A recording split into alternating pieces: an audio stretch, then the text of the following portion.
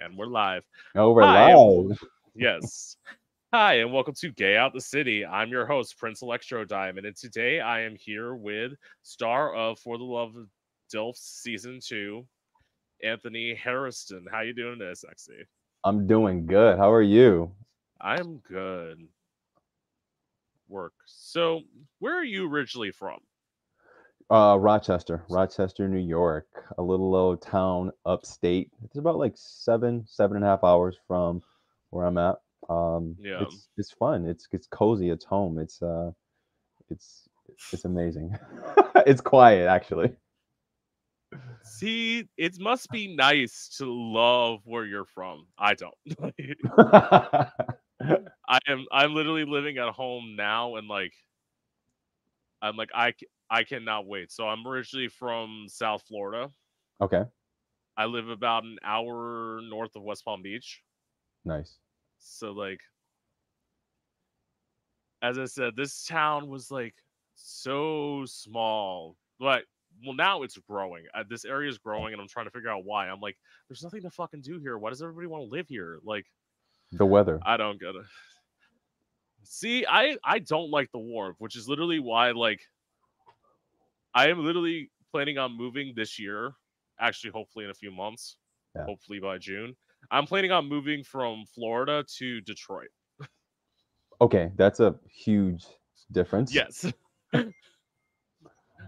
And people always say, why Detroit? First of all, I'll list the obvious one. Detroit's affordable.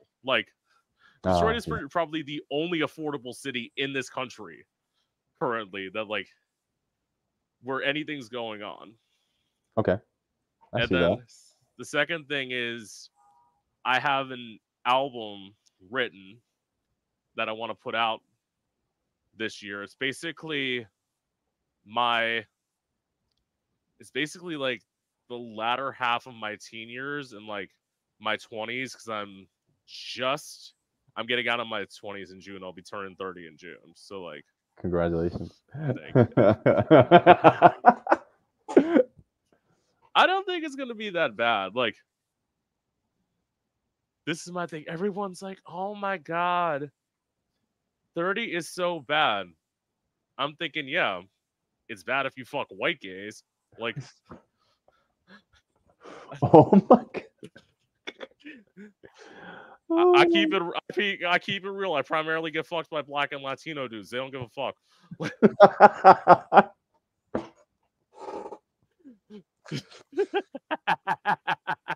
Hmm. You'll have a great old time in Detroit. That's exactly why. It's like, too. I was telling you this. So basically, my man kind of is he's telling me all this stuff, and I jokingly said to him because he doesn't want to move with me at the same time. I promise not to cheat on you when I live in Detroit Were you because I being know. honest? Well, now he seems like he wants to. Now he seems like he wants to commit. Yeah. So now I'm taking him seriously. Before he was like, when you move to Detroit, I want to the following year move to Orlando. I'm thinking, first of all, I lived in Orlando for 4 years. I'm like, Mhm. and I literally told him, I'm like, bitch, there's nothing to do there. Like, literally, their best gay club closed down during the pandemic. So I'm like, Yeah. what's the point in going there now? There's you would think Orlando, Disney World, all this hub that's where people want to go. There are 3 gay clubs in the whole city. Really? Yeah. No, I need a little bit more And of a variety than that. exactly. And that's why that's my thing with Detroit. I found out Detroit has a large gay scene. I didn't know that at first. I just knew it was music and everyone's granted my music's not Motown or hip hop. Mine's Yeah. more electronic, but it's Okay. I feel like being that different unique flavor in a city Okay. would be great. And it's clearly I love sticking out. as I say, you can't become a drag queen and all of a sudden want to be like, oh yeah, I want to conform like everybody else. I'm like, no. It's not gonna happen. Just no. And plus, like, I have to do shit myself because when you have a mouth, you tend to know that like the corporate doors aren't gonna exactly open for You have to you. kick them up. You have to kick them in. Yeah, that's why. What is it? This area, because I don't perform much here because there are 2 drag houses and I'm not a part Uh-huh. of either of them. Because my thing is, they all want queens who lip sync and just do all of the same stuff. It's like, why would I lip sync when I can go out there and do an hour, 45 minutes to an hour, which none of you bitches can? Like, and cause some disturbance. Like, yeah, Yeah. totally. So, Yeah. what was it like for you growing up as a kid? Oh wow. Um, it was fun. It was challenging. I don't know. So I think it's crazy. This question just came up. So growing up was relatively easy in the sense of my mother was okay with me being gay, but there were stipulations. Stipulations meaning that you had to be a very strong, determined man. There was no kind of like, there was no, there wasn't a real acceptance. It was like, okay, great, you can Right. be gay, but it's coming along with this, this, and this.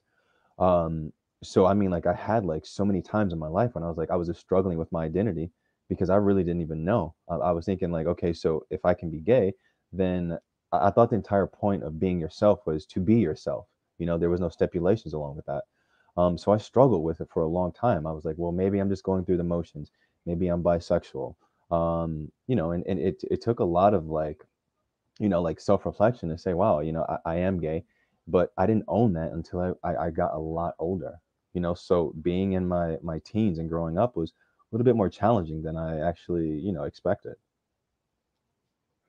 See, I kind of get that because this is the thing. I Yeah. grew up in kind of a conservative household. I had like, as I always explain to people, I had like the biggest contradictions out of everything because it's like Yeah. I grew up in like this Republican sort of Catholic household Yeah. on one side, but on the other side, my mom was also the one who introduced me to Madonna, introduced me to Joan Rivers, and all that. So it's like I had like conflicting things happening, which is why. Actually, no, that's my next question. Yeah. That's my next question is so I get, you know what, I'll ask you this, that way Yeah. this will make sense in a minute. So what was it like for you coming out? It that was a lot because actually, so my daughter's mother actually outed me. So we were actually, I remember like the entire, like I found out that my daughter mother's was pregnant, and I'm like, oh my God, I'm so excited for this entire thing. But I remember, do you remember well, I'm gonna date myself. We had AOL growing up, right? So I remember her Yeah, like going through the browser history, and she was just like, there's like, I used to have also an extreme amount of like Abercrombie and Fitch, like guys on my wall because I was yeah. obsessed with that. So I remember her going through like the AOL like history, and she was just like, "Wow, like someone's been going through like a lot of like, like a guy sites or whatever." And I'm thinking to myself, "Fuck!" Like, do I tell her? Do I not tell her? And I finally did, and I was like, "Hey, listen, I'm just going through the motions. I'm bisexual, even though I knew deep down inside there was like I was leaning towards being more like gay. And I mean, Yeah. she gave me actually, even though she outed me, she gave me a safe space. She allowed me to just say, hey, listen, if this is who you are, then own that. And she actually helped me tell my mom or speak to my mom about it, even more so. So I mean, I'm forever grateful and thankful that she created that space for me to be that. So it was challenging at first, but I mean, as soon as I started to really accept it, which didn't come to a little bit later, then everything was just a little bit more smoother. I can kind of get that because my Yeah. thing was, as I always explain to people, I had because there are two sides. I had like the easy coming out, and I Yeah, also yeah. had a challenging coming out. I had both. So like the easy part was, I will always say, I gave it to people who had to come out to two parents. I didn't, because I came out 4 months after my mom died. So it Sorry. was, thank you. So I only had to come out to my dad, and then I have an older sister who actually literally just in November came out herself. So it's like, Wow. at some point I was like being the loving brother, but at the same time I want to be like, you're welcome, bitch. I laid the road for you. Like, I gave you the roadmap. yeah.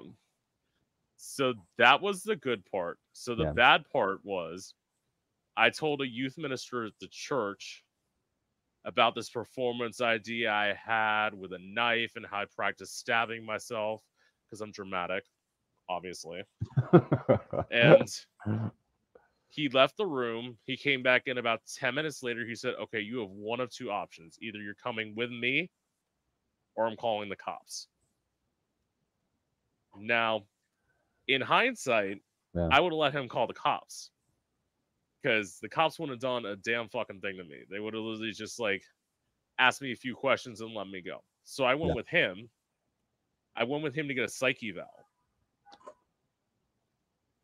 Oh shit. They had told me I had passed it. So like I was in a hospital, like I was on the phone with my dad. I'm like, yeah, come back here and get me. Like, I'm ready. And then all of a sudden I had a cop yelling at me. He's like, get off the phone. I'm thinking like, what the fuck's going on? Like, Yeah. and then they put me in a hospital room. And then for almost 6 hours, they didn't tell me anything. They just left me in a hospital room. And then at around midnight, they came in and told me what they do in Florida, which is called bait acting, when they put you on a 72-hour suicide hold. And then from there, they transported me in an ambulance from the hospital to I say mental institution because I feel like that puts a better vision in people's mind of where I was, but it wasn't actually a mental institution. It was basically a behavioral clinic. Okay. And they kept me there. But this was a place where, like, literally the day I got there, they didn't have a room for me. They literally, there was like front desk, and then they had like a bed laying there. They're like, okay, you're sleeping there. They took my wallet, my keys, my phone, my shoes. They put it in a Ziploc bag, which basically they give back to you when you're done. Yeah. And then I just had to sit there. I didn't do the full 72. I did 64 because I was brought in on a weekend, and the weekend psychiatrist was like, he's kind of making me feel guilty about stuff, because he's like, playing with knives is dangerous. I'm like, I know that. Like, I knew what I was doing. It's not like I was Yeah. trying to actually like harm myself. I was just being creative. But anyway, I got out. And then afterwards, the youth minister and a priest trapped me in a room. They got me to do a session. They got me to do sessions with a therapist. And on session 4, she tried to pray the gay away, Oof. which we all know how well that works. That does not work. It's Of course not. Of course not. Like, see, some people think it works like days. I thought it worked. I honestly thought it only worked for about 6 hours. And then I saw a guy I was into, I was asking how hard, and I'm like, nope. It's like you Didn't work. tried. It's like you fucking failed, but you tried. Oh shit. How old were you when that happened? I was 18. But I was like, as I always say, I was a naive 18. So like, Okay. I basically, after that happened, I gave power of attorney over to my dad for a year, because like I signed stuff without thinking. I was like, I just signed stuff thinking I was going to some place to get help. I didn't know help for what. Like, that's the Mhm. thing. Like, as I was telling the youth minister, I'm like, I always thought I was gonna have one of these anyway. I It's know that's bad to like think about, but it's like, as an artist, you always feel like a little bit like I sometimes like go into my head, or like I think about being in my head and I'm like, that is one place as a normal person you should never be trapped. Anyone who's like, I want to know what an artist is thinking. No, you don't. I promise you. I promise you, just staring at the art and like enjoying the like beauty of it. Clearly, I didn't finish college, so like, or like hearing the like sound of it. It's better to hear it that way than to be like get inside their mind. Yeah, But as I said, it's one of those things where it's like, as I say, and it's weird to think about this in your 20s. Everyone thinks your 20s are so magical. I always describe my 20s as like basically from 18 to about, honestly, a few months ago. That's the scary part. I did like a downward spiral. My like I was suicidal twice. I got raped. I got sexually assaulted when I was in drag one time. So it's like all of this shit like that people don't feel that yeah, they should talk about. I'm the artist who's like, I kind of have this like and what attitude about things. So it's like, yeah, I'm telling you about this and what. If you don't like the way that it is or the way that it sounds or the fact that this happened to me, that I'm okay expressing it, then you don't gotta fucking listen to me. But I'm like, I want to put this out so that way like people can know my story, and hopefully in some ways you want to stop the cycle from repeating. of course. But I mean, you it's know always that you know, it's always really good for me to be able to hear different stories of when people are coming out and what it looks like or what it feels like. Because yeah, I mean, growing up, like I was just telling you, it was, yeah, it had definitely had its challenges. But I'm not even kind of trying to compare our stories, but there's definitely a of difference course. there.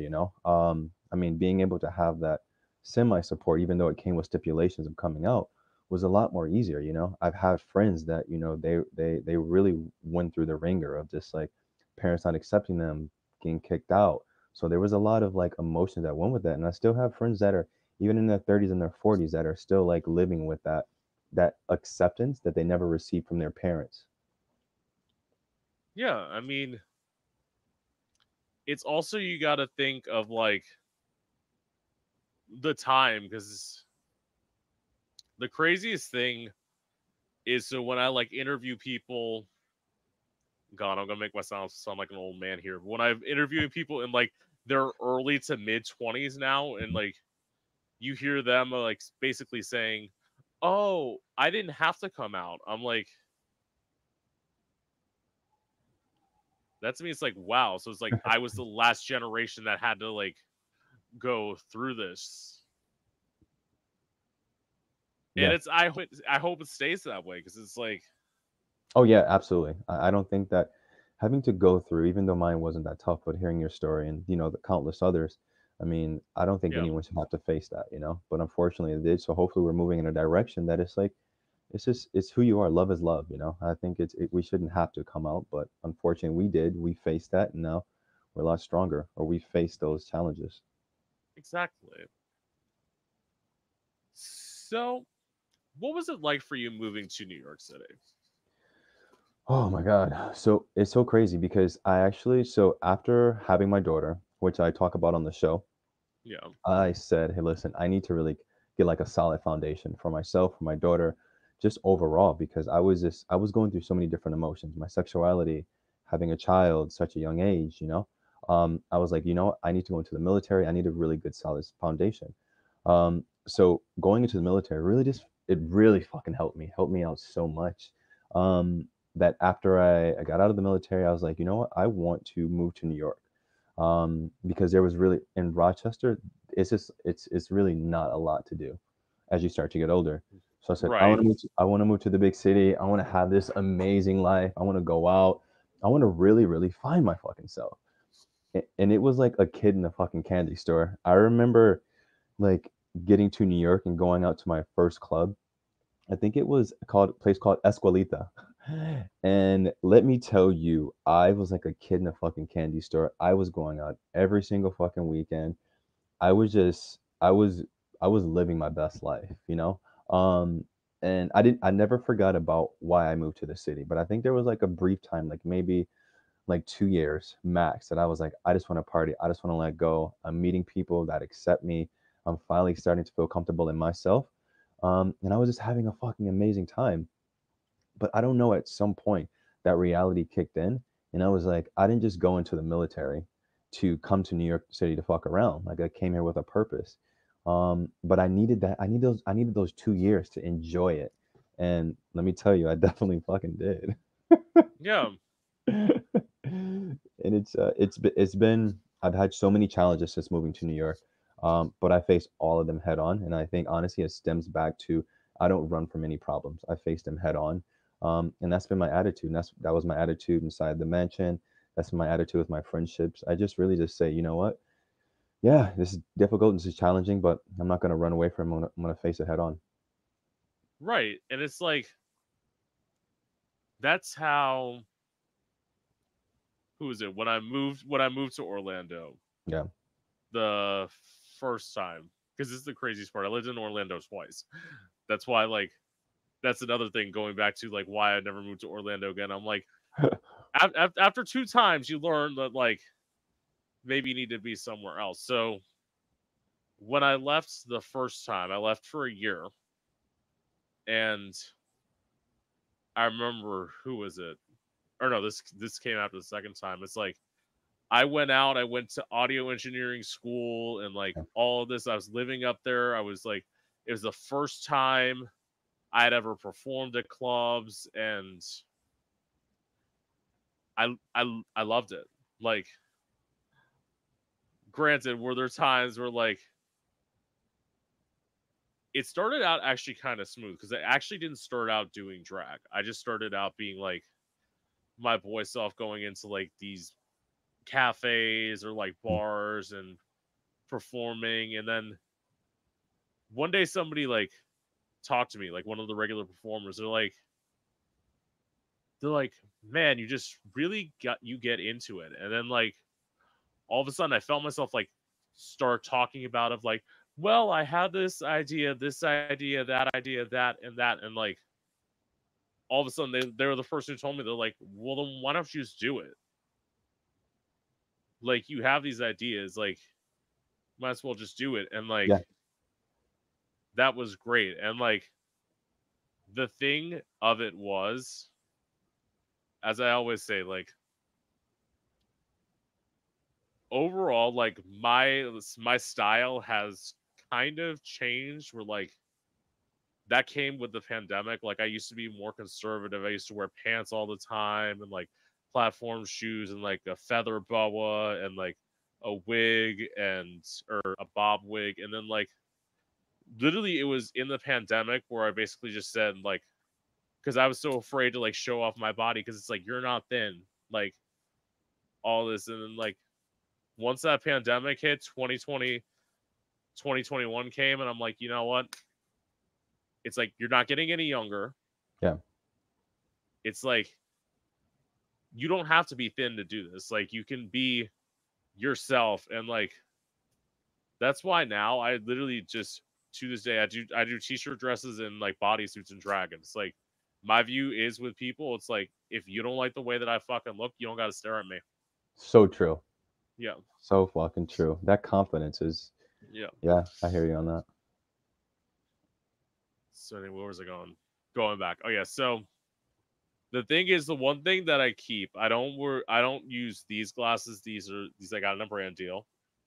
So I do love any as I always say, sunglasses brands. You wanna like reach out to me. If your sunglasses aren't shit, I'll gladly like pay for the shipping if you want to sponsor me. But it's like the ones that I wear, they're a pair of Ray-Bans. They were my mom's, and it's like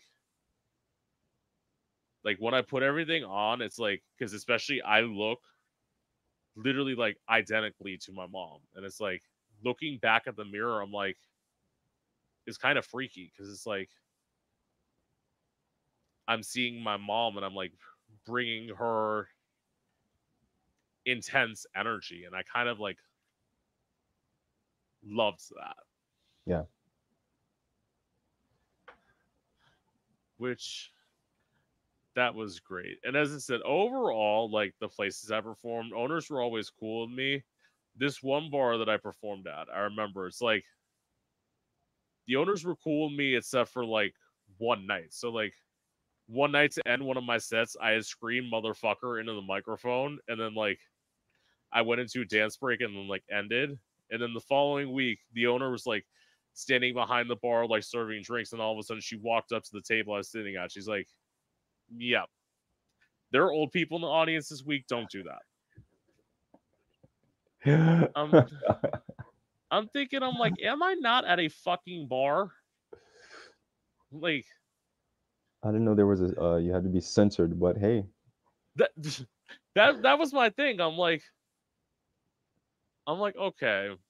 But I mean, I guess this is what happens when you perform at straight bars where you're used to like 8-10 guys all sitting up there with their guitar, and like I would come in with my iPod and thump these electronic beats in this like tiny ass bar and like screaming in the microphone and be like, "How the fuck you doing tonight, Orlando?" And like wake bitches up, because it's like I know you're gonna fall asleep when I'm done anyway, so I might as well Yeah. like yell and like get you to. But I'm like, you know what? Fine, I won't swear to won't do it offend the again. old people. Like it's ridiculous. Fuck that. But as I say, the reason I stopped performing at a straight bar because it was like I had like an early night, but I had like a long night. So it was like I used to do every Thursday for 5 months. I would do 2 shows a night, which is like it's like if you're a lip syncing artist, that's fine. But when you sing live, having to like perform from 7 o'clock in the evening till 12:30 in the morning, that's a lot on your voice. 100%. Absolutely. That's why I said like at one point I'm like I love y'all at the straight bar. I can't do this shit anymore. Like I just No. But then when I had to leave Orlando, because this is the thing, as I always say, there's sometimes people regret what happens in life. Yeah. I always say like I'm the one person like, thank God I got kicked out of Orlando, because if I didn't get kicked out of like an apartment in Orlando and be forced to move, I would never left Orlando. I would still be there today, like struggling. Yeah. So it was a blessing. And yeah, that's the way I look at it. And it's like, because this is the thing. At one point, I thought I was going to move to Atlanta, and then I thought about actually moving to Atlanta before I decided on Detroit. I'm like, bitch, you've already tried to do Atlanta. There's a reason you didn't move here, is partially because how do I put this? This is the one message I would say to younger people. Fame is not important. Like having this like big fancy like distribution company make your music. If you know how to make your own fucking beats, or you know how to make your own fucking like instrumentals, you don't need some fancy people which I did. I had like a meeting with, or I had conversations with people in Atlanta, like, and I was making all this shit happen. And then all of a sudden, one day I like talked to them and they're like, yeah. So they're like, yeah, so it's going to take 6 months to do your album.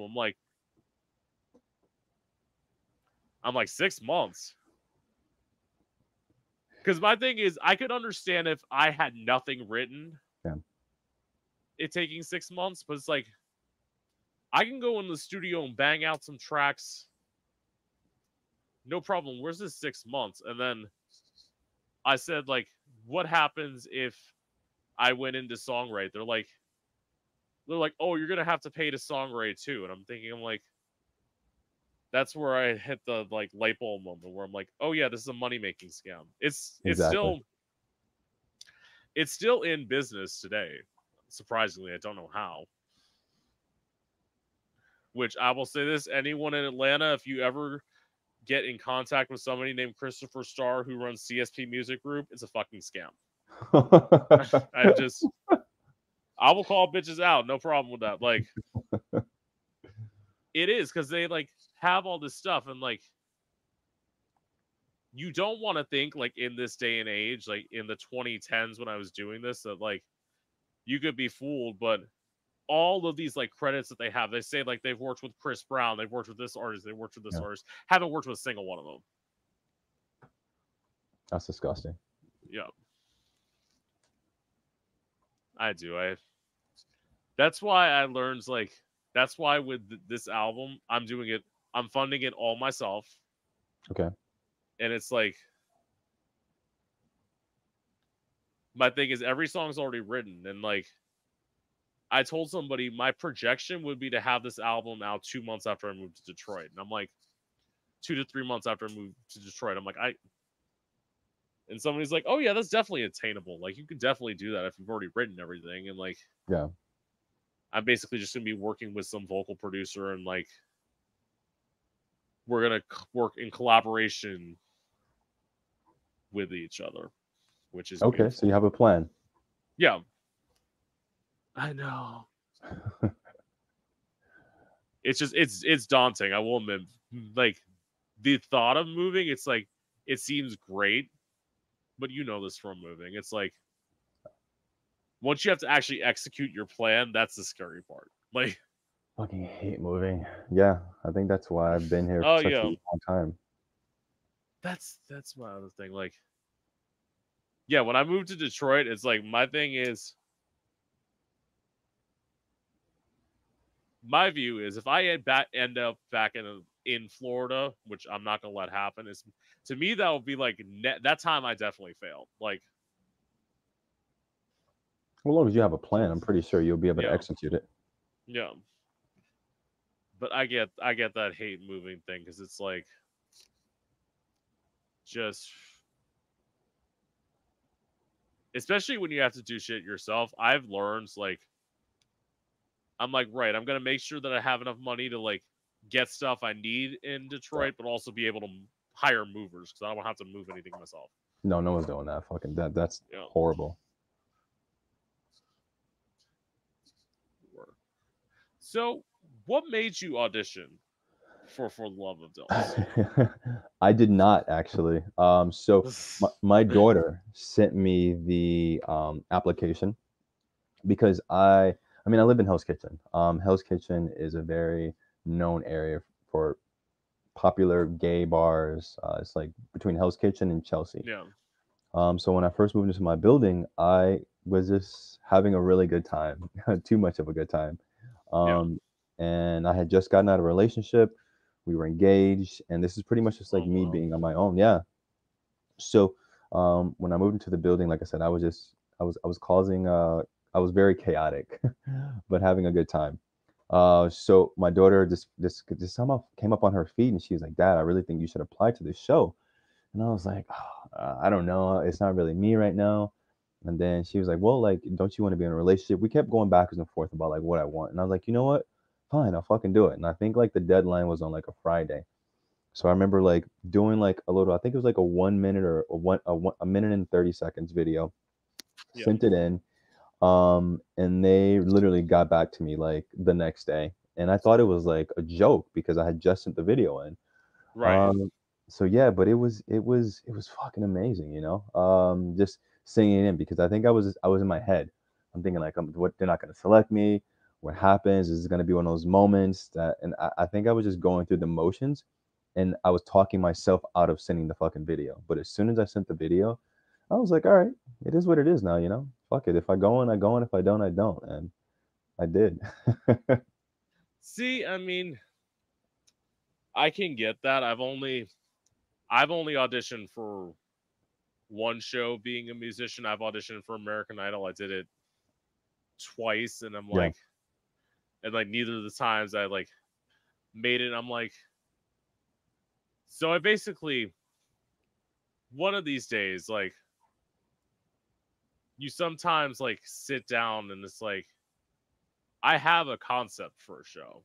Mhm. So like, if any network executives are out there, I gladly. I said like I was the person who's like, I'm like, where's the singer songwriter show? Because you have The Voice, you have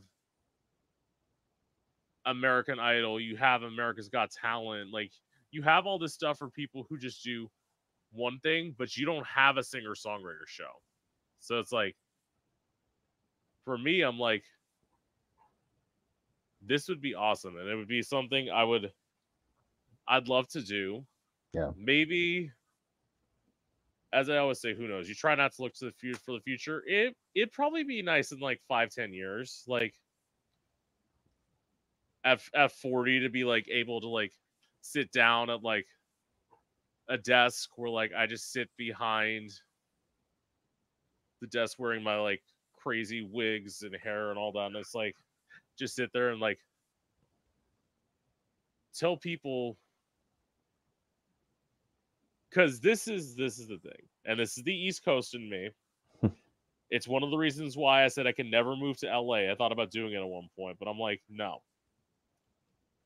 I am not, as somebody who feels you should be authentic with somebody. If I think you suck, I'm going to be the person who tells you I think you suck. Yeah. Because it's like this thing of like gassing people up and making them feel amazing when they have no talent. I'm like, all you're doing is when you're gassing people up who have no talent, you're basically setting them up for failure. Exactly. Yeah. I agree. So it's like I would get 4 of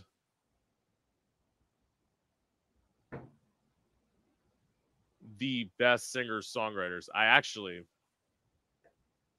as we were talking about off camera, I'm not gonna say who it was, but one of the people is somebody that I thought would be great for the show, but we're now not talking. So it's like clearly I can't do business with somebody I'm not talking to. Like, no, that's not a good business idea. so it'd be like 4 people, and it's like you have each of the 4 judges at the end of each week. After the contestants are done performing, you have each of the judges like rotate out and like have them perform a song that they're like working on. So it's like that way you have the judges of like, you have the judges prove why they're there. Yeah. Pitch the idea. Why not? Yeah. Because I thought about the years of like when J-Lo was on American Idol, they're like, oh, J-Lo can't sing. What is she doing on American Idol? I'm like, I'm thinking, I agree with you, but I'm not going to say that. Like, I love J-Lo. yeah. So that would be a nice. It would be. I think it would be really good.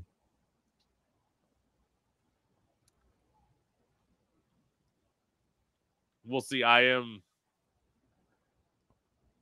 the person who's like, some people would say like, I know it's weird to say like you're gonna like listen, some artists would be like, I would never do this. I'm not above sleeping with an executive if I have to, like, oh wow, in order to make it. Ooh. I'm half kidding on that, but it's like honestly, like, oh my, okay, that's crazy. Oh. Well, this is the thing. Like, I love when people act like, oh, that's so gross. Why would people do that? I'm like, if people didn't like somehow like find the way to like go in, whether it's screwing the boss, doing whatever, it's like, listen, I'm not saying that should be a requirement for the entertainment industry. Yeah. The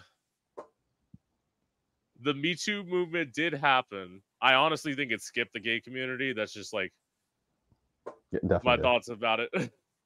100%. Upon reflection, I was like, speaking to a moment that I said before, like when I said like, and I've said it, I'll repeat on here, which basically say like when somebody asks like, what are your requirements for like your guests to be come on here, and it's like basically I want to fuck the guests, and it's like it's like if the Me Too movement had hit the gay community, I would not have been able to say that. Like I would have been canceled so fucking fast. Oh Like my god. Ay, ay, ay. I'm too real for my own good. Like in case you haven't known.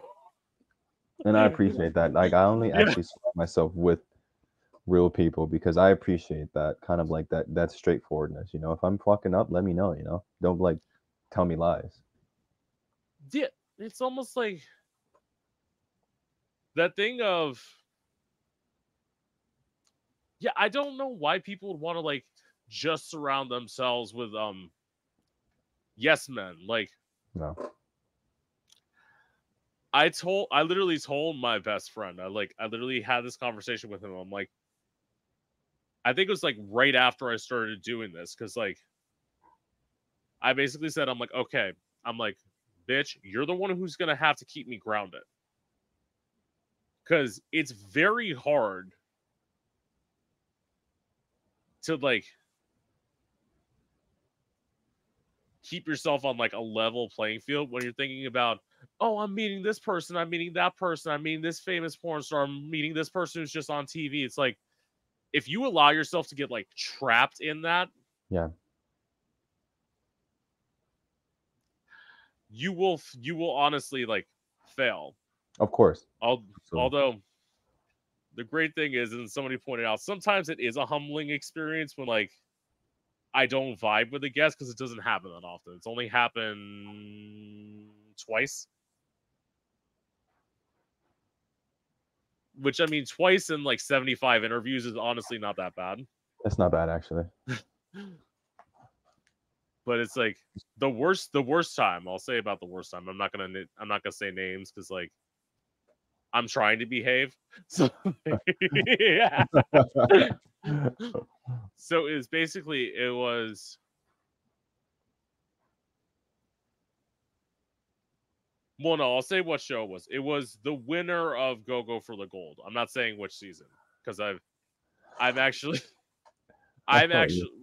well, my fans already know who it is because it's like I will say I'm like I think I'm and I don't do much research, but I think I'm the only podcast where I've interviewed both winners of the show.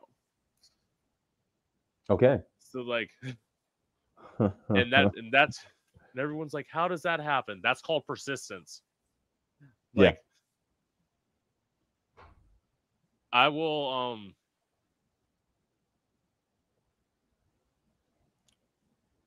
as I always say, when doing like when being an interviewer, it's like if you feel like you're stalking the guest, you're doing something right.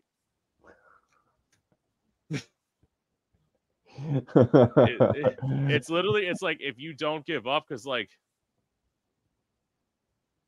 literally one of the people who I've loved recently that I've interviewed, which was Ricky Roman, it took me almost 5 months to get him on here because I was on his ass for 5 months until eventually I got him to cave.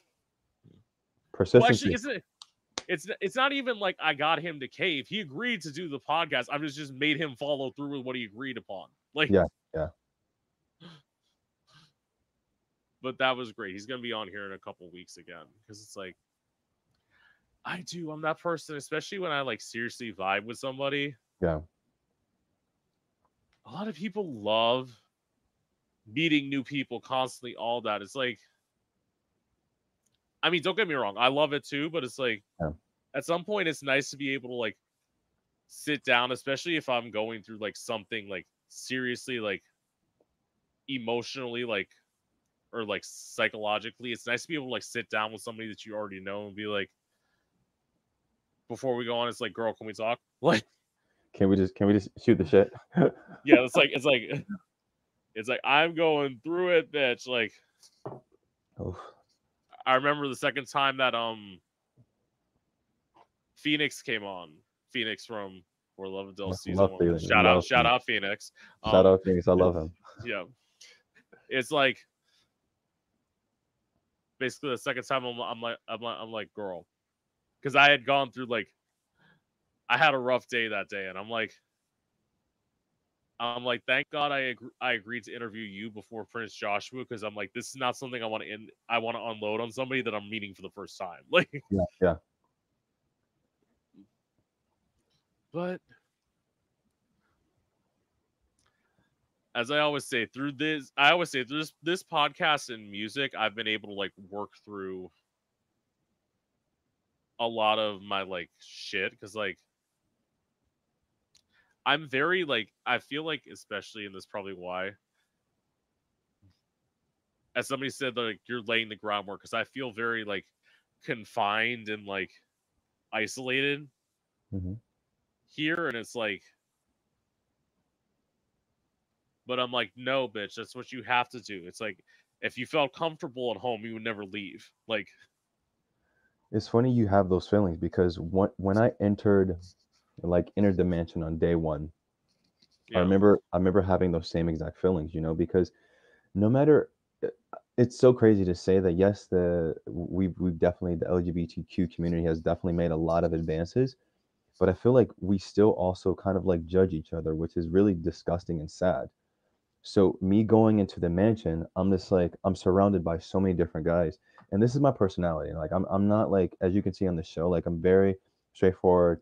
I don't hold anything back. I kind of like, I'm definitely an emotional guy to some extent, but I'm also very sweet, very enduring, and I have a yeah, tendency to just kind of like, just gravitate towards people. So coming into the mansion, I was like, fuck, I'm gonna be surrounded by a lot of different individuals. I don't know if they're going to be receptive to me. It's a competition.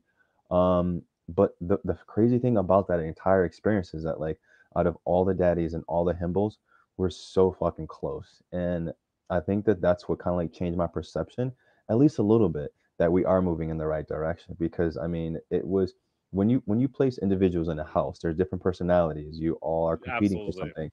There's this kind of like, all right, is this person being real? And the testament to that is that, like, after this entire competition was over, we all remained friends. Like, we all speak on a daily basis. We when like I was actually hanging out with Nigel, and we were like going out, and then we actually we were in the Uber, and we put on the YouTube, and then there was like a clip of Keith like entering in the mansion. I sent him his. It's just like that constant support that we have of each other, and that's what I love, And I think someone had DM me, was like, I don't know how I could ever go on a dating show. It just seems so fake. And I was like, the possibility of me finding love, not high. But what I left from that show is that I have an extension of my family. These guys are going to be in my life forever, and I genuinely and truly love them because they made me feel welcome. Well, that is amazing, and Yeah. it's like, to honestly, I will especially say, like, this week's episode, Yeah. or this like last week's episode, Yeah. I didn't watch it till today. Like, I'm I'm getting far behind. That's why I try to like avoid the spoilers. And it's like, when you said that you were afraid, that you were like glad that you could be like vulnerable with Yeah. somebody and be like completely like not necessarily have to be in control. Yeah. I kind of love that, because it's like, I believe that there's, especially in a relationship, you have to be in a relationship of equals. And it's like, I love that notion, because I will admit that somebody who's like, if you want to be like in control of everything that you do, Yeah. you're going to be worn out. Where it's like, I'm already in control of making my own music. I'm already in control of doing this. Like, I need, I always say there's two things that I need in a relationship. One is that, as I said, a relationship of equals, where we can both like equally take control of the relationship when the other one like needs Yeah. needs someone to like step in. And then my other one is that I need someone who's not jealous. Yeah. Because, especially being an entertainer, I need someone who's like, listen, if I, while doing this podcast, if I'm flirting with a guest, that's not me cheating on you. That's me doing what I learned from. I always say I love when people say like who are their interviewing models, and they're always like Barbara Walters, Diane Sawyer. Blech. Um, Barbara Walters and Diane Sawyer are fucking garbage. I have no problem saying that. Like, I don't give a shit that Barbara Walters is dead. We're two of the worst interviewers ever. So like my inspirations are Wendy Williams and Howard Stern. So like that thing of being able to be like vulnerable and like open up to people. Like people say like, especially when people see my interviews, they're like, you open up to the guests so much. It's like, yeah, that's how you get people to trust you. Exactly. Like if I was like clamoring up and like not saying anything, that wouldn't. I mean, for it me, it would wouldn't. create would create for a terrible podcast. Like honestly, like I mean, it definitely it allows me to open up, you know. And I think that when as I was watching this episode, just kind of just like going through the motions again, I'm thinking like, yeah, you know, it does feel good, and I think that being able to be vulnerable with your partner, that's something that like I 100% stand by, you know, that and this someone that's really secure, you know. I'm not saying that there's going to be those instances where you have to kind of like walk through and speak about those issues of insecurity or the person might be jealous, but it's that constant reassurance is like, you know, listen, I need someone to say I do feel secure in our relationship. And I mean, I think that's why I'm kind of just like going as I'm watching these episodes again. I'm like, fuck, you know, this is it's a reminder, a constant reminder of this is exactly what I need in a relationship. This is what I'm searching out for. And I think I think being with Derek, I mean, like it's so crazy the dynamic because I wish that there would be able to show so much more behind the scenes. Because Derek is like he's someone that really does allow me just he'd be like, listen, babe, if you want to just fucking just lay on me, cool, let's do that, you know? And I think that that dynamic, again, it allows me to explore a side of myself that I felt like I had to hide for so many years. And now I actually am able to say, listen, I'm comfortable in who I am. I'm comfortable with my feelings. And the person I'm going to be with is going to accept that because I'm going to accept them the same way. see, I kind of like that, and I'm gonna say this. I'm not just saying this because you're here. Like, I think because I will admit, not that I don't love the show. The show is Yeah. great. I liked season one better, but this is just it's because of it's honestly because of Anthony that I'm staying and watching season two. Like, because especially those like when they made the episodes longer, it's like I'm like, yeah, I mean, obviously, I get it. They have more of a budget this season. That's what Yeah. happens when you're on season two. But it's like, at some point, I don't know, because it's also I know some of the behind the scenes stuff, obviously, Yeah. because like I interviewed Phoenix, I interviewed Prince Joshua, I interviewed Milo, and it's like I got to hear some of the like behind the scenes stuff where like people don't know. Okay, I'm gonna think about how to ask this question. Here Okay, we go. is it as lax on set? Is it? Oh well, okay. Is it still kind of like a lax, like relaxed set now? Excuse me. In what sense? Like is As okay, well, let me put it this way, and I don't know if you can legally confirm this, but like Phoenix blabbed the first time that he was here that he was like able to keep his phone. Like, yeah. Yeah. So I think being able to be connected to the outside world, I think is Yeah. beneficial. But I will say to you this is that my castmates and I, it was kind of like an unspoken rule, you know, like because you can't really immerse yourself in the environment and enjoy it and really get a grasp on what you're there to do if you're constantly like on your phones. Like, don't get me wrong, as you can see, a lot of us are starting to post things that when we were in the mansion. But as far as Yeah. like being on like IG, like we were taking photos of us like after the challenge, you know. But like we were all just like, no, we were not on our phones. I mean, it was okay if we were, but like we were all so all in the moment, and there was so much going on. Like I mean, like we were filming from like we have to be up at like 8 a.m. going to like 1 a.m. in like our confessional. So being the little downtime that we would have, it was kind of like I want to spend time with my himbo, or if you're a himbo, you want to spend time with your daddy. So those small breaks in between, it was like no, let's spend time with, let's really just kind of like throw ourselves in this, not go on IG or do something that's really not relevant to being in the moment now. Which I mean, I can kind of. It's so nice that like in the like in those moments that you're able to like just relax. Because I will say this, it seems like at least from an outside perspective, Yeah. you're all more about actually trying to develop. I don't know necessarily if you're like trying to develop romance, but you're definitely like trying to develop connections Yeah. in the way that I feel like on season one they really didn't, because like,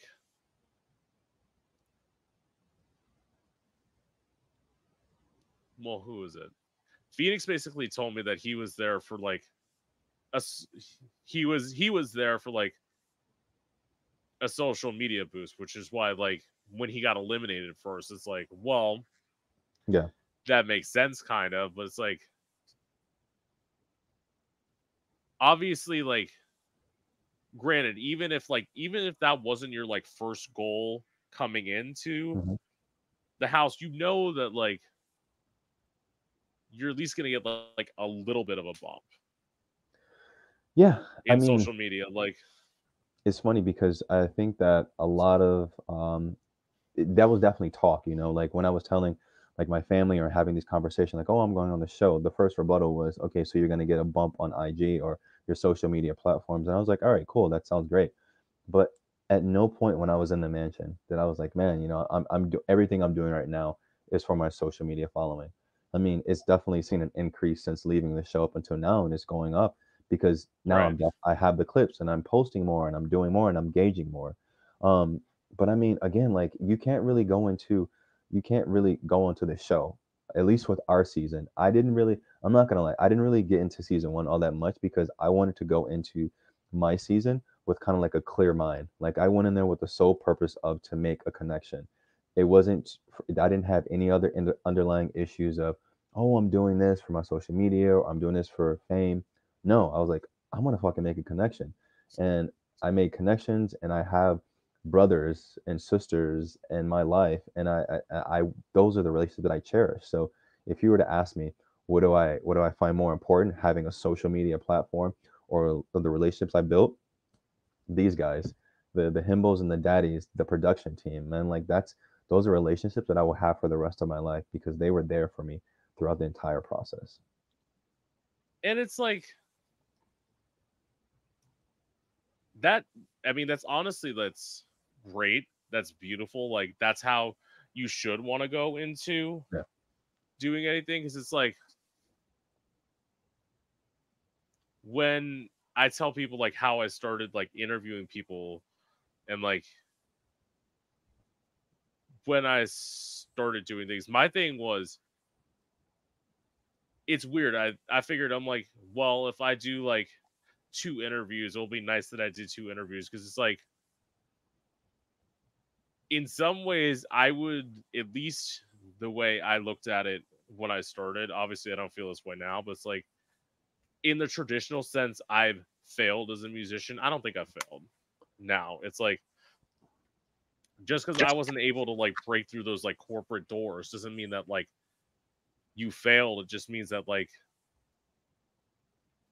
your way of doing things is not going to be so like focused on the like mainstream. It's you're going to have to forge your own path, which is like, with that, it's like that's how you should want to be, because it's like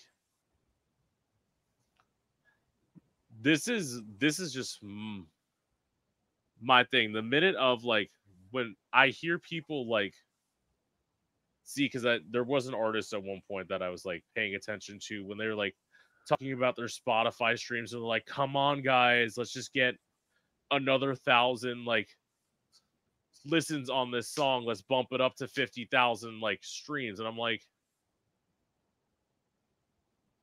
to me, I'm like, that's disgusting. Because I'm like, now you're just literally, you're just telling people that like you're selling out. Like that's literally the exact definition of selling out. It's like, get people to do this, go on TikTok, all this. It's like,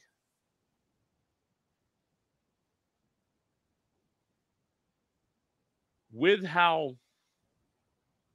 personal my music is, I would never want to be that person who's like, when you go to like those management companies, they're like, okay, what's the next TikTok trend for this song that you're gonna do? Like, what 2-minute clip? I would be the person to be like, fuck off, that's the trend.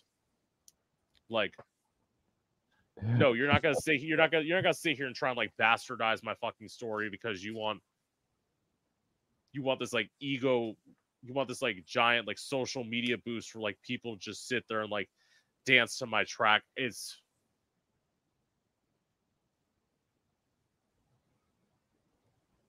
honestly, it's probably like my hatred of capitalism, because I will say this, like, some people like capitalism's amazing. I'm like, is it really though? Is it? Like, I would consider myself like, I consider myself one of the people who's like a socialist leaning on communist, and people like, you can't do communism. I'm like, listen, when you start communism at its like base is not a bad idea. Mm-hmm.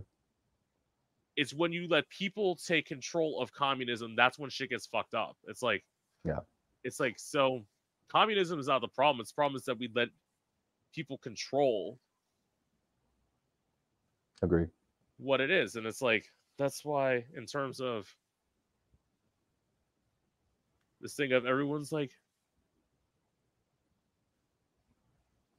people like so obsessed with money. I am not obsessed with money. I'm obsessed with what money can buy. But it's like, yes, I have to put on wigs, I have to put on shoes, I have to do all that. But it's like, at the end of the day, it's like, I don't do what I do for a check. Like, yeah. I do it because I love it. And it's like, the moment you no longer love what you're doing, Yeah. you're not gonna love it anymore. I mean, that really correlates to, I mean, there was a cash prize, for whoever the winner is. And I mean, it's if you just went in there for a cash prize, and I mean, like, it was going to be a fucking waste of time. That's why you say, hey, listen, I'm going in there for this sole purpose to actually make and form a connection. And for those individuals that weren't, I mean, like, that's going to be displayed on, television, because I mean, like, viewers already have their opinions about how things are going thus far. And I mean, like, there's things you can't hide off camera. So if you're there to get the money, then I mean, that's going to be shown on television. If you're going in there to immerse yourself in the entire experience, then yeah, you're going to walk away with more than just fucking money. You're going to walk away with an experience and connection with people and someone. Yeah, it's almost like with that, when people talked about Nick like on the show, Yeah. and it's like, first of all, like, I obviously knew of the Nick mask, because it's like, Yeah. as a queer person, you just know attractive people. I love Nick. And it's, but it's like, in terms of that thing of where Nick really didn't change a lot of people's minds of who he was. Mm-hmm. Like he's saying, I don't want people to see me as like just this party kid and all that. I remember that from the episodes. Like, well, then why aren't you acting differently? Because it's Yeah. like, if you don't want people to see you as that, it's like, clearly, if that's all you're showing the camera, that's Yeah. all they're gonna see. Like, It's crazy though, because I think of all of the himbos in the house, I spent the least time getting to know Nick. Um, but I mean, it's like watching him on the episode, there's just so much, and of course, I'm very close with Kane as well as the other daddies. And there was just so much more depth that I wish would have been able to been displayed from Nick, because I mean, like he just had so many different layers to him. And I mean, the way that Kane was speaking about him, and he was just saying, "Hey, listen, there's just so much more." I mean, in hindsight, I wish we could have things been done differently with the voting. Yeah, possibly, but in that moment, I agree with you. You know, we didn't necessarily see the side that Kane was seeing. You know, we only saw this aspect of an influencer, social media, this party life, and that didn't kind of align with what Kane was needing. He wanted like a partner. So I mean, it was very difficult and so fucking challenging to watch the last episode, because Kane was really like he was really feeling that connection with him. But as someone looking in, it was like we didn't see that. So I definitely called him and I apologized. Told him it was all love, but that was a really tough decision to make, because you took something away from someone and they were building a connection. no, yeah, because I would imagine that's like having to vote. First of all, having to vote somebody out, where it's like I could not imagine like being in that situation because it's like the thing that I think was weird is that they chose like, well, I mean, I don't know if you were all told this to like pick individuals versus like picking teams. I feel like I don't know, maybe it would have been better if they had picked teams and like so that way it's like Excuse me. um but I mean, obviously that wouldn't have been fair to Kane that Yeah, he would have had to leave just because Nick was leaving. was leaving. I mean, there are there are some situations that are coming up. Again, so Yeah, we don't get to see any episodes prior to. I think actually the 10 minutes of the next episode just dropped on Pride.com. yeah. Um, so I mean, there are episodes that are going to be coming up that are kind of similar to possibly that narrative of, like, will it be like a group elimination? But I mean, it's so crazy because as I'm watching these episodes, I'm thinking like, what would have happened if this voting would have been differently, or what would have happened if this player wouldn't have been eliminated? And there's just it's just crazy, like rewatching these episodes, and again going through the motions again, and like, oh, I remember exactly how I was feeling when this was going on. So it's a lot.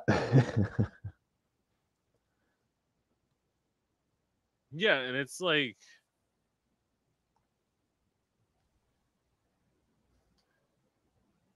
in some ways like somebody looking from the outside would obviously like just like if they just like saw the basis of the show and it's like they're like, oh, this is probably just like a vapid show where like hot people are just like falling in love with each other and like that's I'm not saying that's how it is. I'm saying like I'm giving that voice, but it's like you do have those moments like as we were talking about like you and Derek had those moments and it's like Yeah, it's you almost like wish that that was what was getting thrusted forward for people to see yeah, versus the just like, oh my god, a bunch of shirtless guys like basically walking around in bathing suits and like yeah. but it's also like some people are like, ew, that's disgusting. First of all, fuckers, you know that's exactly what you want. Like, you might not admit that because you're like, I want something with substance. I'm like, you're part of the it's like you're probably the same bitch who's watching the Kardashians for all those years. Which I have not seen a full episode of the Kardashians anything, so it's like I Yeah. have a right to judge people who Yeah. like religiously watch that show. I mean, so there are times, I mean, throughout the show, I mean, we have to build up to those moments. And I think the episodes going forward, you'll see a lot more. At least I'm hoping that you'll see just the couples just kind of is like going through the motions. And I think that that's when you're going to really start to be able to see and connect with these couples that, yeah, they are having issues, you know. I think that these challenges that we're having, if they're kind of like gimmicky and funny, but also they're us getting to know our himbos and the himbos getting to know their daddies as well. And these connections, you have to understand, like we're with these individuals every single day. We're filming with them, you know, we're bringing them lunch, we're bringing them breakfast, we're sitting down with them. So Yeah. this is a pressure cooker moment, and everything is just heightened, and there's a lot of emotion behind it as well. So can I ask that? I'm trying to think. What? I was trying to think. So like, I'm just remembering from season 1. This was theoretically the midway point. Yes. I think it was like there might have been like 1 or 2 more episodes after that. So is this the like?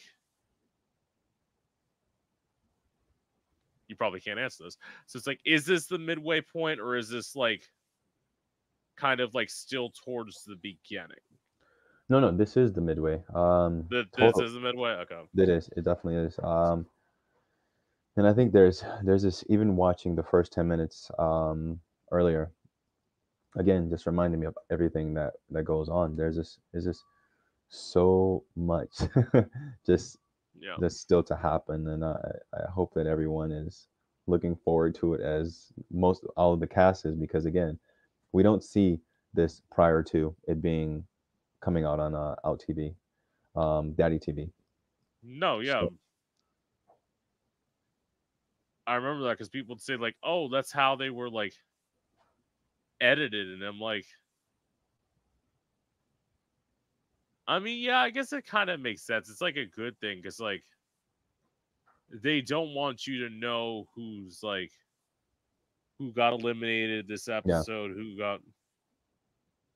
which is fine. Oh, But yeah. it creates this kind of like, if we filmed like months ago, and you kind of like process those Yeah. emotions, you got past those emotions, you kind of like you forgot about it for, let's just say, and then you're like, nope, here we go back into these emotions again. You're like, fuck, you know, and you're like, I did all this work to get past this, but I mean, it's just we have to accept it, you know. We signed up for this, and these are our lives, and these are our emotions. So they're out there right now for everyone to judge and critique and have their opinions, Right. unfortunately. So okay, where am I? So have you considered modeling? It's crazy. Now that I am posting more, I'm doing more things, I am actually Yeah. considering that, because I think that that's something that I mean, I appreciate my body, you know. I love my Yeah. tattoos and I love showing them off, but it's so yes, I am definitely going to that path of wanting to do that more, I and will I say this. will. I never really like thought about it except for like yesterday. So yesterday, literally, the video hasn't come out. I don't know when it's gonna come out. So Yeah. basically, my drag sister, we've been trying to do this for months, but literally my schedule is so busy between like working a real job, doing this, and doing music that like I don't get a chance to breathe. So literally, she's like, we planned a date yesterday, and she did my makeup for the first time. So it's like, she literally told me, she's like, the day that we do it, she's like, block out 8 hours. I'm like, Oh wow, that's a shift. I'm like, okay. I'm like, okay. So it's like, and we ended up getting it done in 3 because apparently,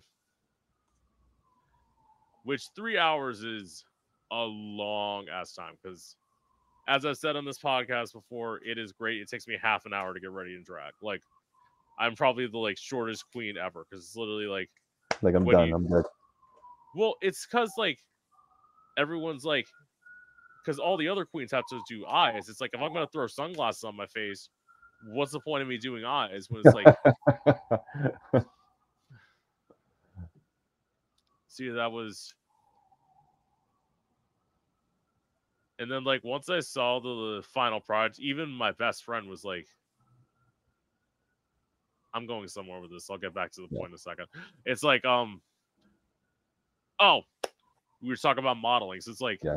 all of a sudden, I never done like photo shoot type stuff before, like yesterday, but it's like, I looked at it and I'm like, well, maybe I could, because I always thought like, I don't know if I could do modeling. It's like, Yeah. it's not, it's literally as like trying to be like a like theoretically like fitness underwear model, like you'd have to be. I understand like strict discipline in that. Like Yeah. I know that part's probably not easy, but it's like, in terms of listening and taking directions, I'm like, I can do this. Yeah. it's like, yeah, it's like, I don't want to. It's crazy because I would love to be a part of RuPaul's Drag Race pit crew. So if Yeah. anyone's out there listening, please put me on because I would love to be a part of his pit crew. See, that would be.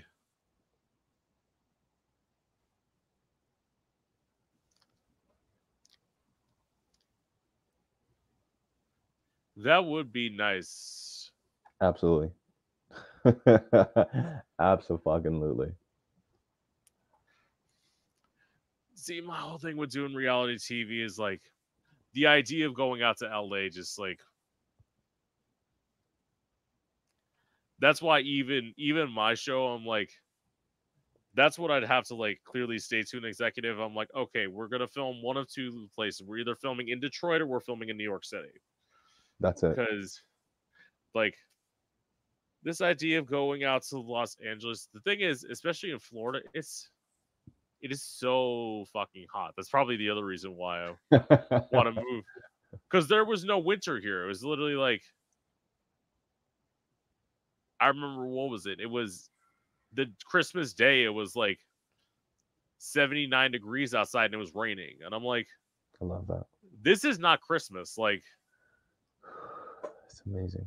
I'm like, this feels like October, and that's why I'm like, yeah, I made the right fucking decision by. And everyone's like, but you're gonna have to get used to the cold. I'm like, it's like, if I move during summer, by the time it gets to winter, I'll theoretically be somewhat adapted to the weather. And it's like, I don't know. I'm actually I prefer I want to move to Miami.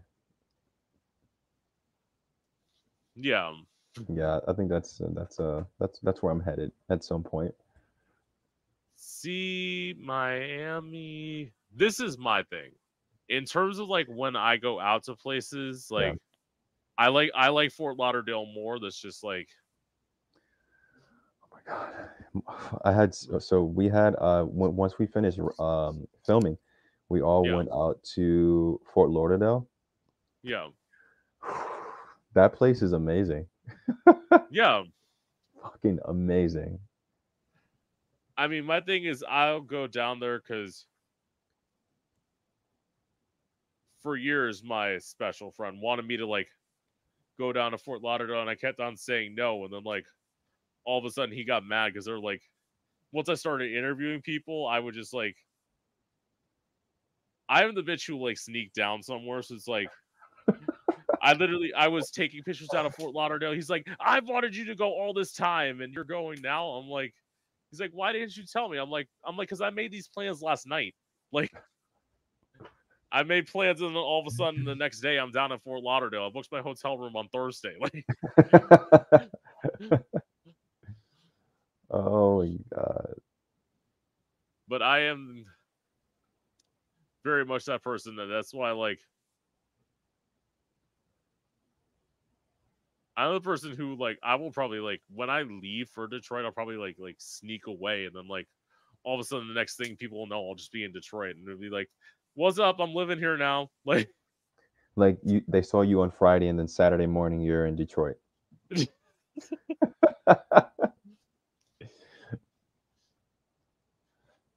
because my thing is, it's like, I mean, nobody should be shocked about this, because I literally posted on my story at one point, is basically, I'm like, it's like part of my healing is saying goodbye to Florida, because it's like, when people look at like all the positive sides of Florida, it's like, yes, here are the positive sides, here are my negatives. Like,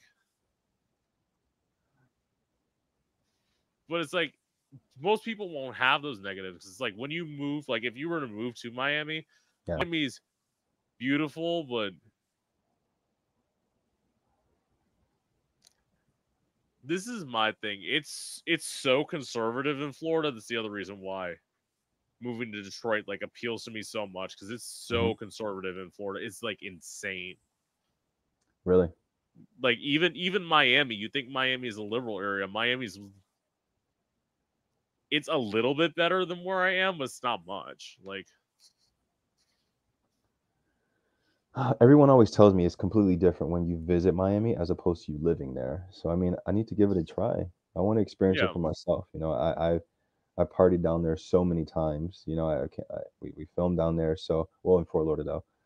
yeah. So yeah, I want to experience. I really want to experience the Miami life. And if it's for a year, it's for a year. For 2 years, it's 2 years. We'll see. But I want that experience. Right. And I feel like that's why, like, You're moving to Detroit tomorrow.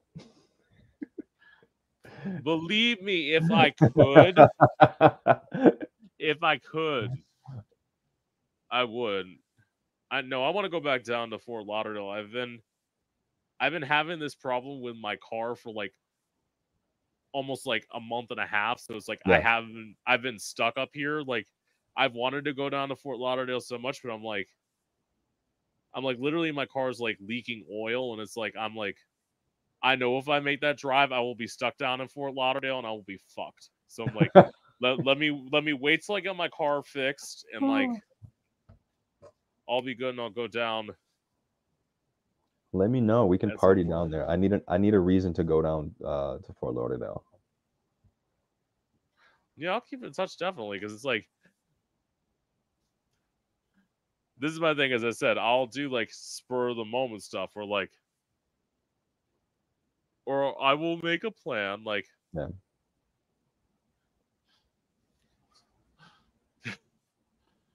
that would be another thing to piss off my friends with benefits. All of a sudden, I'm down at Fort Lauderdale hanging with you, and I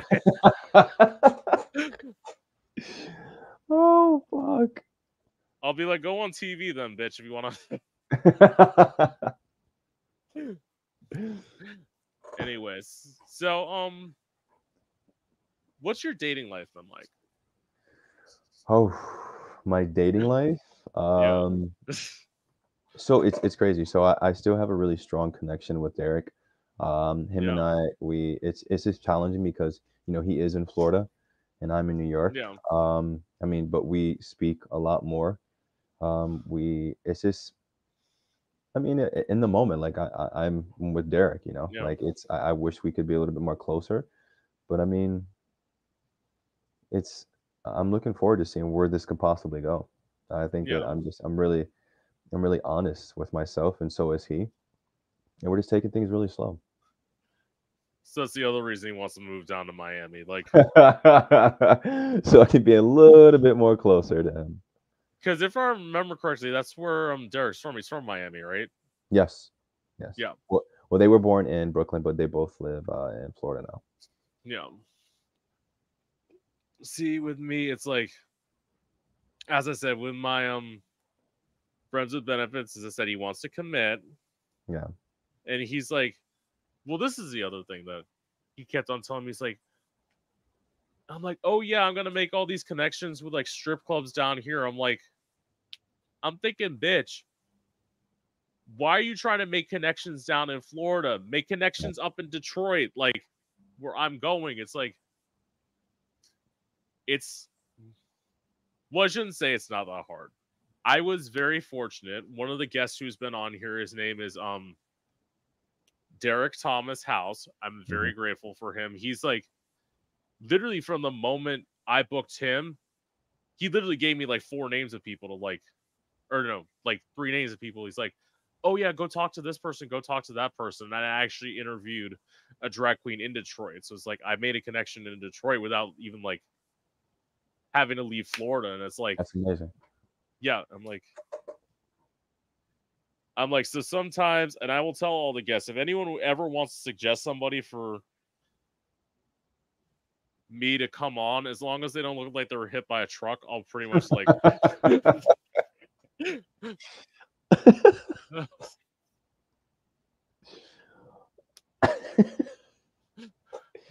Oh Fuck. God. Hold on, Nice. I have to process that, because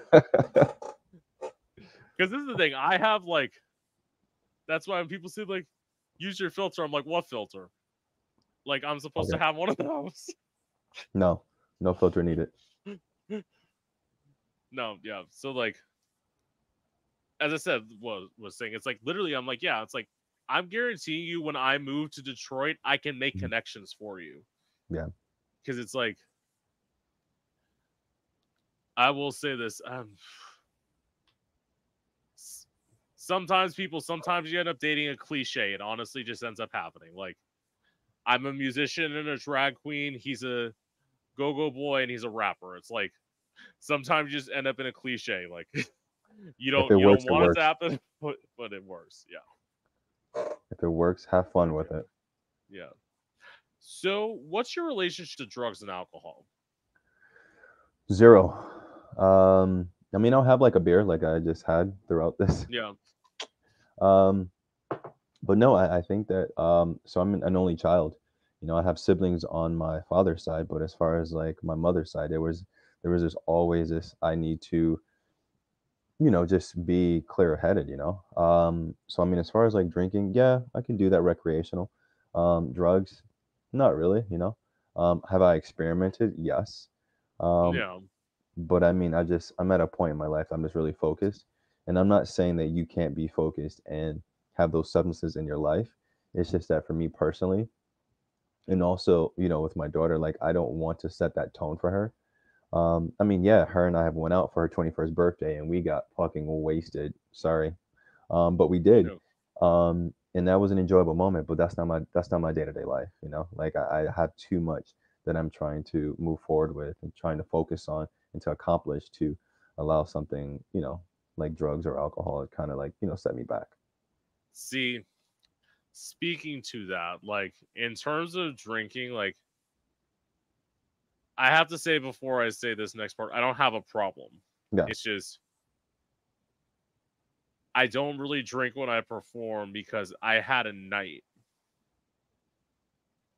one night where like this is something. It's like when you're in this situation, would never happen to me now. When you're in your 20s, when people are like just like, as a performer, when you're having people buy you like drink after drink after drink, you don't know how to tell them like no. You want Yeah. to be nice and be like, nah, I'm good. So yeah, I had a night. Whereas again, as people were buying me drink after drink after drink after drink, and then I got in my car and I had to drive an hour home, and I made it about 45 minutes into the drive, and then that's when I got pulled over by a cop. And luckily, my dad was able to like save me. Yeah. So like, I didn't end up getting a DUI, thank God.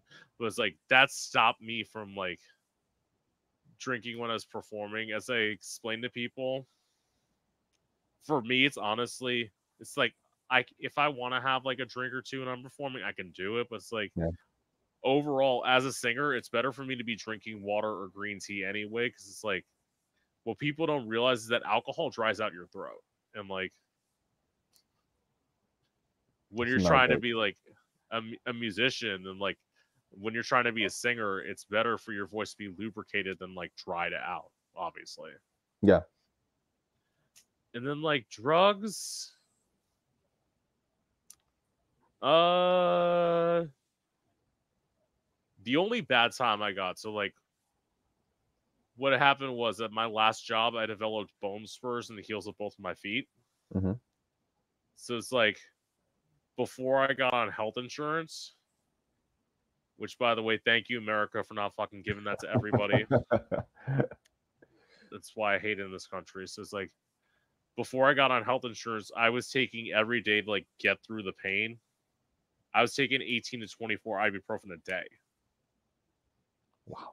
And I'm like, once I got on it, I'm like, yeah, this shit needs to stop. Like, this is not good for my organs Definitely not. to be abusing. And it's like, it's not like I love the taste of ibuprofen. That's one thing where people are like, oh, they just love the feeling. No, I wanted to be in pain, but it's like, you have to think of like the downside of that. It's like, yes, you're not in pain, but the downside is you constantly feel sick. Yeah. So that was that. That was that. So, what are your thoughts on how the LGBT community is being treated today? I mean, I think we're making a lot of progress. But I mean, I think it's fair treatment? No, not at all. Of course not. Definitely not.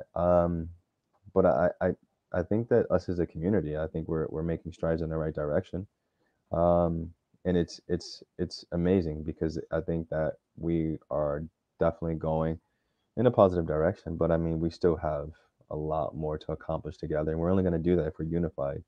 So, I mean, it's an uphill battle that I think that we're aggressively tackling away and chipping away, but it's just going to take more time, Yes, as I honestly say, like, yes, we should constantly fight for change, of course. but in terms of America, unfortunately, with the way the climate is right now, I think it's about as good as we're going to get. And our Yeah. focus needs to be more towards international issues than with America because Okay. there's a lot more shit that's like needing to happen outside of America. But it's like Mhm. when you're fighting the like anti like trans laws and all this, I'm like, I understand. I understand that these things need to be fought for, but it's like, yes, it's important to fight for trans people, but when you've got gay and trans people getting murdered in this country over there for simply being themselves, I feel like that's where you need to push your focus on versus this thing of trying to do these laws in these few states. Oh, I agree. It's 100% agree. it's like Absolutely. it's sad, but that's how the country is today. Yeah, it's going to take time. And yeah. And to my final question, what's the biggest misconception about you? So another one of the daddies in the house. Matter of fact, so Jimmy, which is I love him now. He said that when I first came into the house, he thought that I was kind of like a douchebag. And he thought I was just kind of, and I think douchebag, arrogant, are some of the negative connotations that's been associated with me throughout my life. But once a person gives me like 5 to 10 minutes, you start to realize that that's not me at all. I'm not arrogant. I think I'm confident, and sometimes that can come off as very like, oh, this guy's a dick or he's an asshole or a douche. Absolutely not. I think I'm very reserved, which I think that anyone that's been watching the show, you can see that it takes me some time to open up. Um, Right. but like that's just part of me, and I'm never going to change that. I think that not everyone deserves to, and I don't say this as being cocky, not everyone deserves to be in our lives, you know? I think that like there's this huge misconception that like everyone we meet, we have to like automatically bring them into the fold. And that's not me at all. Definitely not, you know? I'm very selective with my love. I'm very selective with the people that I allow into my heart, into my life, into my home. And I'm going to continue to do that. And that's how you weed out people that don't belong around you and you don't want that negativity around you. But specifically with Jimmy, I think as him and I started to get closer, he started to realize that that was completely not me at all. He understood that I'm a very caring, loving guy, that's guarded to a certain degree. But once you start to get to know me, you start to have those conversations, you start to realize that I'm like a fucking little sensitive little crying bitch sometimes, but it is what it is. I'm a good guy, I think. First of all, there's nothing wrong. First of all, Yeah, there's nothing wrong with that, and it's like, for me, I've been told two. One of them is that I'm intimidating, which I am also a bigger guy. I'm 6'3", so like that thing of like when people are like, "You're intimidating," and don't come up to me. Like, this is the one thing that I love about drag. It's like I am not the person who wants to start conversations, but it's like if I'm a drag queen in a bar, you can honestly approach me and like talk to me. yeah, Now, here's my one exception to that. And this happened to me one time when I was in Orlando. It's like if I am in the middle of performing my song, or I'm like trying to start my song, and I'm performing in a place without a stage, as my track is playing, don't yeah. come up to me and then try and take a picture with me. It's Okay, now I that makes sense. I feel like this is something that should be obvious, but I'm like, because I remember, what was it?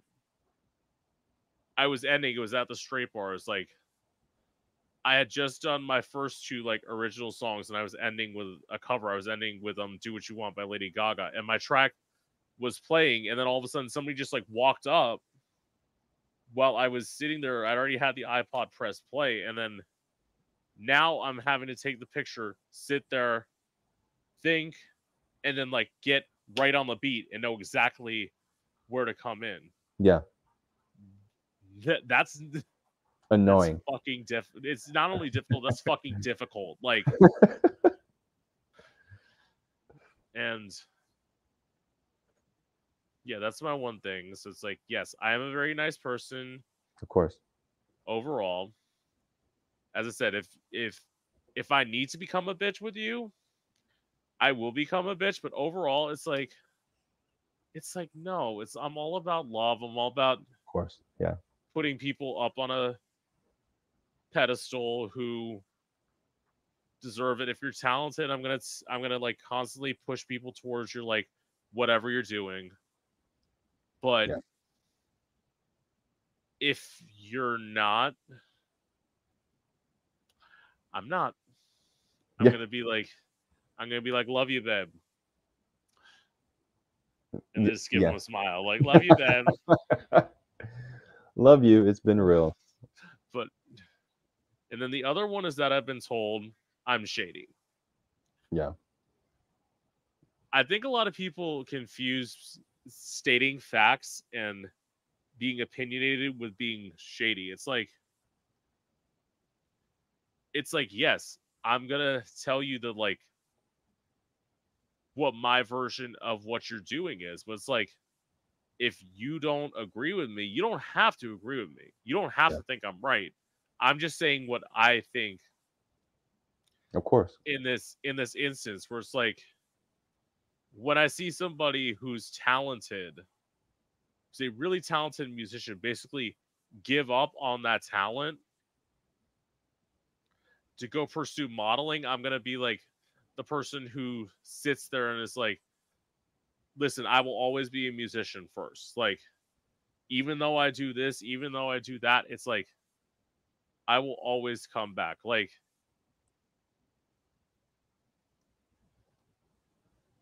anyone who like forces you to give up on your dreams Yeah, no. or is not, at least in my view, they're not the person for you. No, I agree. It's like if you honestly like have to have a quote unquote evolution where like you devolve into like, I would say this, like, yes, granted, people love models, but it's like if you want to be just like a white guy who's a model, there's 8,000 white guys who are a model who all have abs, and like, it's like, why wouldn't you express you? It's like, Yeah. I don't know. I don't ever want to fit in the mold. Like, Nope, not gonna do it. that's just me. And if you think I should be more corporate, it's like I will love to do a corporate gig. It's like if you let me do a corporate gig my way and not be like, okay, you can't say this, that, and that, and that. And it's like, I'm like, I love being censored. Where am I? What am I on national television? Like, No, not gonna happen for me. that's why to my show, I'm like, I'm gonna have to talk to HBO because I'm like, if you put me on CBS, it's literally gonna be like, they're gonna have to censor out half the show because Maybe you can do I'm not, Cinemax After Dark. yeah, I'm not gonna be like, oh my god, I can't believe you went on here. I'm gonna be like, why the fuck did you go on this show? Like, mess. Anyway, with that being said, it was a pleasure getting to meet you. Oh my God, thank you so much. I really appreciated this. Yes. Get caught up on the show. I think you're gonna be pleasantly surprised at a lot I of things that are unfolding. I am, because what, this week is episode 6, right? Yes. Yeah, I'm caught up. Okay. Because episode 6 is tomorrow, as I said. I just Yep. watched episode 5 this morning. Like, Okay. Just making sure. Just making sure. I of course I have to watch the most recent episode because it's like, if you got eliminated, I would have had to ask you about that, like Yeah. how fun that was. Some things are about to happen to get shaken up. So I guess we'll have to find out what happens tomorrow.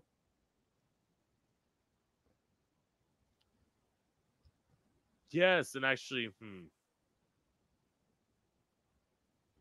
am I caught up? Well, this is one thing I know. We're almost done. So it's like the reason I wasn't caught up is because I don't know why, for some reason I just got in the mood to start watching like reruns of Two Broke Girls. So it's like, Okay. that's why I haven't been watching the show, because it's like I've been obsessively marathon binging that. But it's like I'm almost done, so I will be able to watch this week's episode on Speaking Tuesday. of marathons, I was actually like a couple of weeks ago. I was watching all the old episodes of Queer as Folk. Do you remember that series? Yes. I don't. Yeah. Yes. Yes. I I was know. reliving That's my Brian Kinney days. see. That was the show where like to that show. I don't get why they tried to remake that show. I don't. Yeah. It's like certain things like don't touch. Like it'd be like Queer as Folk or like anything. Like even reality shows. Like it's like don't touch the A-list New York. Okay, like that shit was problematic as fuck, and I wanted to stay that way. Like, Oh my God. Oh, I fucking love the A-list. I know, what was it? I think I was pointing out to somebody, like, I remember when, like, Austin Armacost, I think, described Peppermint using the T word, and it's like, and I'm like, whoop, that's 2011. That shit would never No, fly today. Like, nope, not at all. Not at all. Oh my God. Now, you're gonna make me go watch that show now.